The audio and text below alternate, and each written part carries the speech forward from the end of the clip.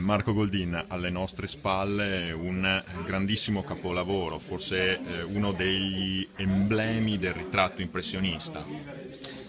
Sì, sì, sicuramente è un quadro che Renoir dipinge alla fine dell'estate del 1880 nella casa dei conti Cain d'Anvers, una delle famiglie più importanti di Parigi in quel momento.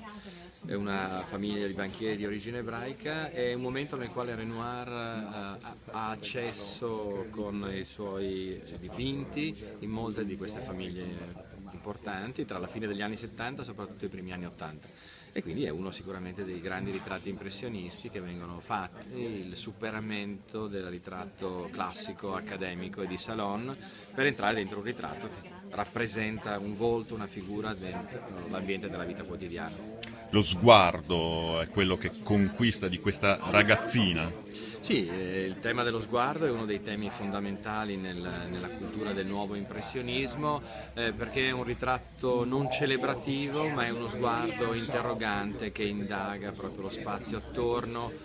qualcosa che ha a che fare con il tempo, con la propria vita e appunto non è più celebrazione, è uno scatto fondamentale. E poi naturalmente le luci e il colore dai vestiti all'incarnato. Sì, sì, il fatto della vita quotidiana che viene rappresentata attraverso un volto si porta dietro anche l'aspetto di carattere tecnico, quindi una pennellata, come si dice, a virgole, con le giustapposizioni, con l'utilizzo del blu per segnare il senso delle ombre, insomma cambia completamente proprio anche dal punto di vista tecnico la pittura. Un quadro che però non era stato apprezzato come ci si immaginerebbe dai committenti. Non era stato apprezzato proprio per questo motivo, perché non era un ritratto di carattere celebrativo, ma era un ritratto invece di carattere così, se vogliamo dire, feriale, quotidiano. Quindi la famiglia Cain d'Anvers decide di non collocare questo dipinto nelle sale principali della casa, ma anzi lo colloca negli appartamenti della servitù, lo paga fra l'altro non tanto e con un anno di ritardo e dopo qualche decennio addirittura lo vende.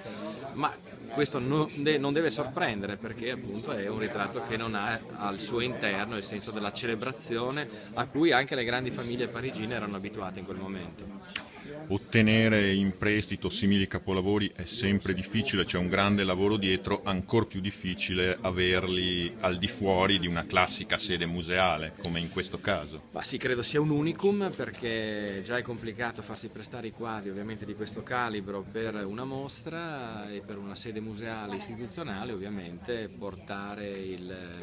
il senso così di questo quadro e il quadro fisicamente in un luogo privato come è questo è difficilissimo e quindi io devo ringraziare ovviamente la Fondazione Burle di Zurigo per la fiducia che una volta ancora, ormai sono 15 anni che collaboriamo, che una volta ancora mi ha dimostrato consentendomi di portare questo quadro qui nell'auditorium della Fondazione Zanetti. E a proposito di Zanetti, Massimo Zanetti e il suo gruppo saranno ancora insieme a Linea d'Ombra, questo è l'annuncio di oggi. È stata una bellissima sorpresa che il dottor Zanetti mi ha fatto e lo considero ovviamente un regalo per i 20 anni di Linea d'Ombra che celebriamo con questa mostra e quindi io gli ho fatto un regalo portandogli qui la piccola Irene di Renoir che è l'immagine delle storie dell'impressionismo e lui mi ha fatto un altro regalo, quindi ci siamo scambiati di regali molto belli. Questa piccola Irene è una delle prime opere arrivate, insomma ora arriva davvero il dunque della mostra che si aprirà tra pochissimo e anche forse il momento per lei più entusiasmante. Sì, sì, beh certo, il momento dell'allestimento è sempre il momento più bello perché diventa realtà quello che tu hai pensato come progetto, che hai visto nei libri e quindi è certamente il momento in cui puoi sognare ancora di più davanti alla realtà però. E la piccola Irene è una delle primissime opere arrivate, poi ci sarà tutta la prossima settimana nella quale lavoreremo alacremente perché la prossima settimana arriveranno oltre 100 delle 140 opere di questa mostra.